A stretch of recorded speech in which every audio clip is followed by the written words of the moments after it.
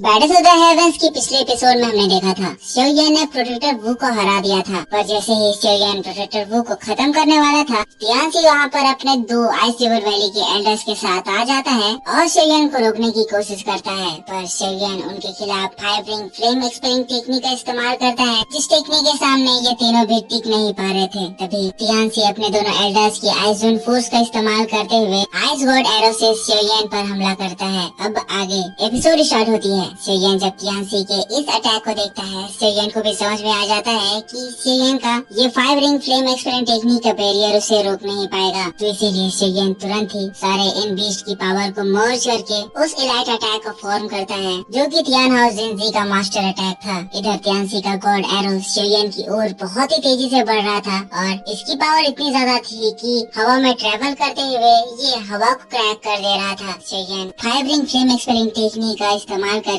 एक बड़ा spiritual hand form करता है और इससे पहले कि तियानसी का आइस गॉड एरो शोयन तक पहुंचता, उन स्पिरिचुअल हैंड से शोयन उस एरो को ही पकड़ लेता है। ये दोनों ही अटैक इतने ज्यादा स्ट्रॉन्ग थे कि इससे निकलने वाली एनर्जी पूरे एरिया में तबाही मचा देती है। ये सिटी बर्बाद होने लगता है, यहाँ की जमीनें फटने लगती है। पर इधर शोयन के साइड हम देखते हैं कि शोयन की इस अटैक को यूज करने के बावजूद भी वो आइस गॉड एरो है उसको रोकने में शोयन को दिक्कत हो रही थी। जैसा कि ये आइस गॉड एरो है, ये आइस गॉड एरो इन तीनों एल्डर्स के आइस जोन फोर्स से मिलकर बना हुआ है। इस वजह से इस एरो की जो आइस जोन फोर्स का लेवल है वो बहुत ज्यादा बढ़ गया है। इसी वजह से जो आइस जोन फोर्स है वो शोयन के इस स्पिरिचुअल हैंड में भी अफेक्ट करता है और धीरे धीरे करके एक हाथ में बर्फ की एक स्ट्रॉन्ग लेयर चढ़ने लगती है। अब जब बर्फ की एक स्ट्रॉन्ग लेयर चढ़ गई है तो एक हाथ बहुत ही ज्यादा कमजोर हो गया है और उसे तोड़ना बहुत ही ज्यादा आसान हो गया है। पर क्योंकि शोयन का दूसरा हैंड फ्री है, इसीलिए शोयन अभी भी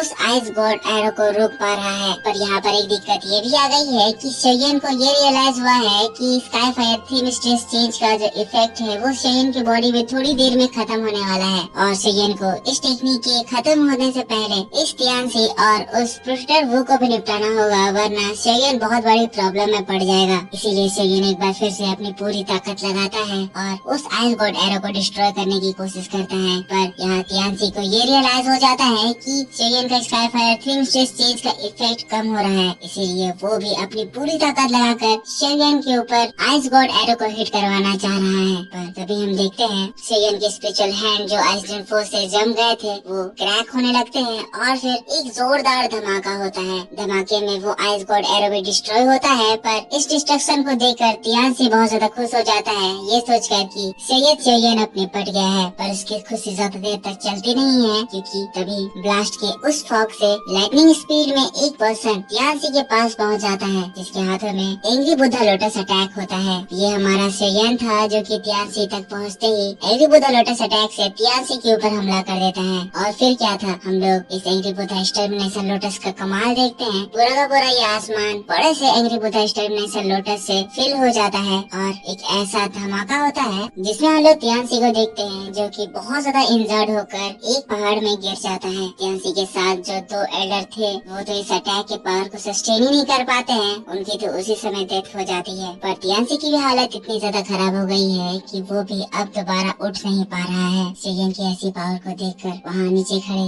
सभी लोग बहुत ही ज्यादा शॉक्ड हो गए हैं। ये फैमिली के लोग कह रहे हैं क्या ये लड़का आइस रिवर वैली के तीन अपर क्लास के एल्डर्स को हरा दिया है। ये लड़का अभी भी थाउज़ेंड के 2 स्टार लेवल पर था। इस लेवल में होते हुए अगर ये ऐसा कमाल कर सकता है तो आगे जाकर ये कैसा कमाल करेगा। इधर हम लोगों को शोयन को दिखाया जाता है जिसकी हालत खराब हो गई है। पता चलता है sky fire theme stress change का इफेक्ट अब शोयन की बॉडी से खत्म हो चुका है और sky fire theme stress change के इफेक्ट से शोयन की बॉडी भी बहुत ज्यादा इंजर्ड हो गई है। पर ये एकदम हीरो की तरह अपने आप को संभाले हवा में फ्लोट कर रहा है। ये फैमिली का जो फर्स्ट एल्डर है वो कहता है अब मुझे विश्वास हो गया है मिस्टर शोयन ही वो पर्सन है जो कि हमारी ये फैमिली को फिर से उभार सकते हैं। शोयन खुद को संभालता है, फिर उसकी नजर प्रोटेक्टर वू की ओर जाती है। प्रोटेक्टर वू जो कि दूर खड़ा है, शोयन के ऐसे अटैक को देखकर घबरा गया है। शोयन प्रोटेक्टर वू को मारने के लिए बढ़ता है, पर शोयन अपनी एनर्जी को एक्टिवेट कर रहा है। वैसे ही शोयन की बॉडी में उसे एक स्ट्रॉन्ग बैकलैश फील होता है। शोयन की बॉडी अंदर से इतनी ज्यादा इंजर्ड हो गई है कि अब वो कोई भी पावर को यूज ही नहीं कर पा रहा है। शोयन की आंखें धुंधली हो गई है और वो अभी इस कंडीशन में है कि कुछ ही समय में वो बेहोश हो जाए। लेकिन प्रोटेक्टर वू अभी भी सामने है और प्रोटेक्टर वू को ऐसे इस कंडीशन कंडीशन में जाने शेयन अफोर्ड नहीं कर सकता है। प्रोटेक्टर वू इस वक्त सबसे कमजोर कंडीशन में है, क्योंकि प्रोटेक्टर वू का जो सोल बैरियर था वो हट चुका है और प्रोटेक्टर वू की स्पिरिचुअल बॉडी अब इन लोगों के सामने आ गई है। अब शेयन थोड़ी अपनी पावर को बटोरता है और फिर प्रोटेक्टर वू के सामने आ जाता है, पर प्रोटेक्टर वू शेयन को देखकर भागने लगता है। शेयन कहता है तुम्हें आज मुझसे कोई नहीं बचा सकता है। और फिर जैसा कि मैंने बताया था कि शेयन का फॉरेन हार्ट फ्लेम एक सोल बॉडी के लिए बहुत ज्यादा खराब होता है। शेयन फॉरेन हार्ट फ्लेम को इस्तेमाल करता है और प्रोटेक्टर वू को पकड़ लेता है। प्रोटेक्टर वू इस वक्त शेयन से ज्यादा ताकतवर है, पर फिर भी प्रोटेक्टर वू शेयन से नहीं लड़ सकता है, क्योंकि शेयन के पास फॉरेन हार्ट फ्लेम है और शेयन चाहे तो फॉरेन हार्ट फ्लेम का इस्तेमाल करके इस स्पिरिचुअल बॉडी को तुरंत जला सकता है। अब प्रोटेक्टर वू शेयन की कैद में आ चुका है, तो प्रोटेक्टर वू छटपटाने लगता है, कहता है लड़की अगर तुमने मुझे मारने की कोशिश करी तो मेरा हॉल ऑफ सोल तुम्हें नहीं छोड़ेगा। शेयन कहता है तुम चाहे आज कितना भी फड़फड़ा लो, तुम मेरे हाथों से बचकर नहीं भाग पाओगे। तुम्हारे वजह से मेरे टीचर को बहुत ज्यादा प्रॉब्लम झेलनी पड़ी है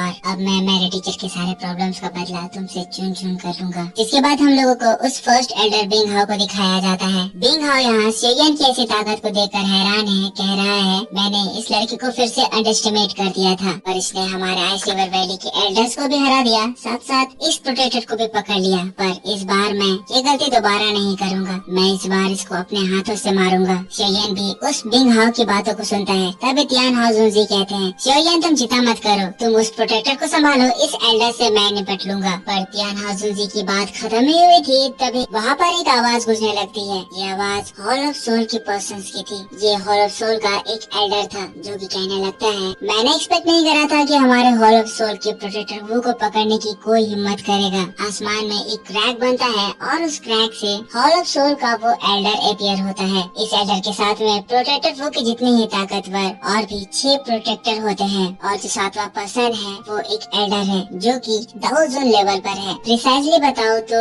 इसका नाम किंग हाई है और ये दाओ जोन के 2 स्टार लेवल पर है। किंग हाई को देखकर शेयन और तियान हाउ जुनजी दोनों ही शॉक्ड हो जाते हैं। किंग हाई जो यहाँ पर आ गया है, इसके आते ही अब कंडीशन शेयन के लिए अनफेवरेबल हो गया है और बिना किसी एक्सटर्नल हेल्प के शेयन इस सिचुएशन से निकल कर नहीं भाग सकता है। किंग हाई कहता है मैं एक इम्पोर्टेंट मिशन कर रहा था, तभी मुझे हेल्प का एक कॉल आया। मैं भी देखना चाहता हूँ कि हमारे हॉल ऑफ सोल के लिए कौन पर्सन खतरा साबित हो रहा है। तभी शेयन के हाथों में वो प्रोटेक्टर वू है, फड़फड़ाते हुए कहता है किंग हाई ये वही शेयन है जो कि उस यालाव प्रोटेक्टर वू की बात खत्म ही हुई थी कि शेयन प्रोटेक्टर वू को जबरदस्ती अपने स्टोरेज रिंग में कैद कर लेता है। अब किंग हाई ये देखकर शेयन की ओर देखते हुए कहता है अच्छा तो तुम शेयन हो, वही शेयन जिसको मेरा हॉल ऑफ सोल पकड़ने के लिए टारगेट कर रहा है। तुमने मेरी आंखों के सामने हमारे प्रोटेक्टर को कैद कर लिया, इतना ज्यादा घमंड, तुम्हें इसकी सजा जरूर मिलेगी। अब तुम्हें मेरे साथ मेरे हॉल ऑफ सोल चलना होगा, जहाँ पर तुम्हारे इस एरोगेंस का हम लोग तुम्हें सजा देंगे। किंग हाई वहाँ से टेलीपोर्ट करता है, शेयन के सामने अपीयर होता है, पर शेयन वहाँ से टेलीपोर्ट करके भाग जाता है। शेयन की किंग हाई के सामने कोई भी औकात नहीं है, इसीलिए वहाँ से भागने के अलावा शेयन के पास कोई ऑप्शन नहीं है। तियान हाउ जुनजी किंग हाई को रोकने के लिए उसकी ओर अटैक करते हैं, पर तियान हाउ जुनजी को बिंग हाउ रोक देता है। बिंग हाउ कहता है किंग हाउ आप उस लड़के शेयन को पकड़ लीजिए, इस तियान हाउ जुनजी को मैं निपटा लूंगा। दोनों उस जगह फाइट करने लगते हैं। शेयन वहाँ से भागने लगता है, लेकिन किंग हाउ बिना कोई भी एफर्ट लगाए तुरंत ही शेयन के आगे पहुँच जाता है, अपने हाथों को बढ़ाता है और एक बहुत ही स्ट्रॉन्ग सोल की शेयन को कैद कर लेता है। किंग हाउ कहने लगता है लड़के हमारे हॉल ऑफ सोल में चलो, वहाँ पर हमारे बंदी बन के रहो जैसे तुम्हारे टीचर हमारे बंदी हैं। पर शेयन कहता है अगर मैं मर भी जाऊँ तब भी मैं तुम्हारे साथ नहीं आऊँगा। फिर शेयन अपने तीनों फ्लेम को अलग करते हुए तीनों फ्लेम के फ्यूजन से एंटी-बुदा लोटस अटैक यूज करने की तैयारी करने लगता है। अब ये देखकर वो किंग हाउ शेयन को सीरियसली इंजर्ड करने के लिए अटैक करता है। तियान हाउ जुनजी ये देखते हुए शेयन को बचाने के लिए बढ़ता है, पर बिंग हाउ किंग हाउ को वहाँ से निकलने नहीं दे रहा होता है। किंग हाउ का पंजा शेयन तक पहुँच ही गया था, लेकिन तभी उस जगह एक जोरदार धमाका होता है। पर्पल एनर्जी उस पूरे जगह में फैल जाती है। हम देखते हैं इस पर्पल एनर्जी के धमाके से किंग हाउ का वो केज वो तो डिस्ट्रॉय होता ही है, साथ ही साथ जो क्लॉ शेयन को पकड़ने के लिए आ रहा था वो भी डिस्ट्रॉय हो जाता है। ध्यान दे किंग हाउ का ये जो अटैक था ये एक दाओ जोन लेवल अटैक था, और क्योंकि ये डिस्ट्रॉय हो गया है इसका मतलब इस जगह एक दाओ जोन पर्सन की एंट्री हो गई है। इस खतरनाक पोजन एनर्जी को देखकर महसूस कर सभी लोग शॉक्ड हो जाते हैं। इस पूरी जगह में भूकंप आ जाती है। पता चलता है कि जो पोजन एनर्जी है वो हमारे लिटिल फेरी डॉक्टर की है, जो कि एंशिएंट अल्टर में उस पोजन पिल को कंज्यूम करते हुए हुए दाउ जोन लेवल पर एडवांस कर चुकी है। जब एनर्जी थोड़ी शांत होती है फिर हमें हमारी दाउ जोन लिटिल फेरी डॉक्टर को दिखाया जाता है, जिसके क्लोथ्स बदल चुके हैं, बॉडी अपीयरेंस चेंज हो चुका है, वो एक खूबसूरत गॉडली फॉर्म ले चुकी है। लिटिल फेरी डॉक्टर किंग हाउ को देखती है, कहती है तुमने मेरे शियोयन को हर्ट करने की कोशिश करी तो मैं श्योर करती हूँ कि तुम यहाँ से जिंदा बचकर नहीं जा पाओगे। और लिटिल फेरी डॉक्टर उन सारी एनर्जी को एब्जॉर्ब कर लेती है। और इसी बात के साथ बैटल ऑफ द हेवंस का ये वीडियो इसी जगह खत्म होता है। आई होप आपको ये वीडियो जरूर पसंद आया होगा। इस वीडियो पे लाइक कीजिए, जिसके बाद मैं आपके लिए इसका नेक्स्ट पार्ट आज शाम 6 बजे इसी चैनल पर अपलोड कर दूंगा। उस वीडियो में आने वाले नेक्स्ट एपिसोड का प्रीव्यू एक्सप्लेनेशन होगा, तो इस वीडियो पे सपोर्ट जरूर दिखाना।